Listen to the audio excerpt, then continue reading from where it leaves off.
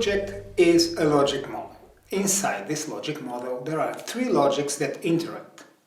There is a vertical logic that comprises your impacts, your intermediate and immediate outcomes, your outputs, the activities, and the inputs, which are the precondition for the project to be implemented.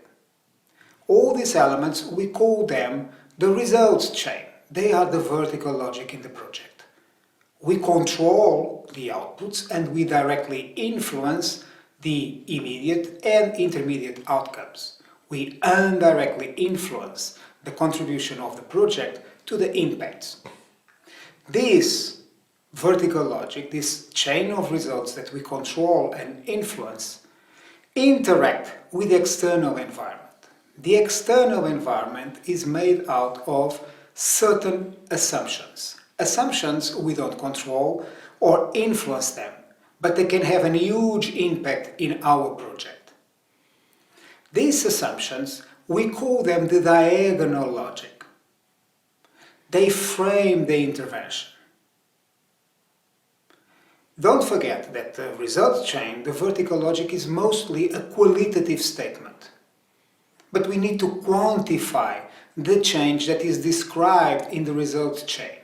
And we quantify the change through the indicators, their baselines, targets, and the sources of verification. Indicators, baseline, targets, and sources of verification are the third logic in the project, the horizontal logic. They quantify the change that we intend to achieve with our project. The log frame matrix systematizes these three logics. The first column is the result chain. Then the last column are the assumptions in three layers: operational, behavioral, and political assumptions. And finally, we have the horizontal logic with the indicators for impact, outcome, and for output.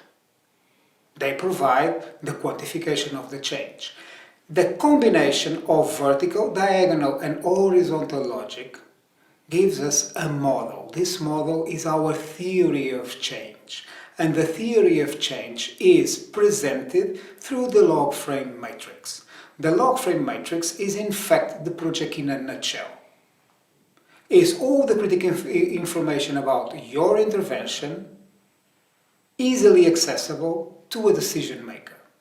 So be extremely careful once you design and present your log frame matrix, because most of the time this will be the first document that will be assessed when you submit a project proposal.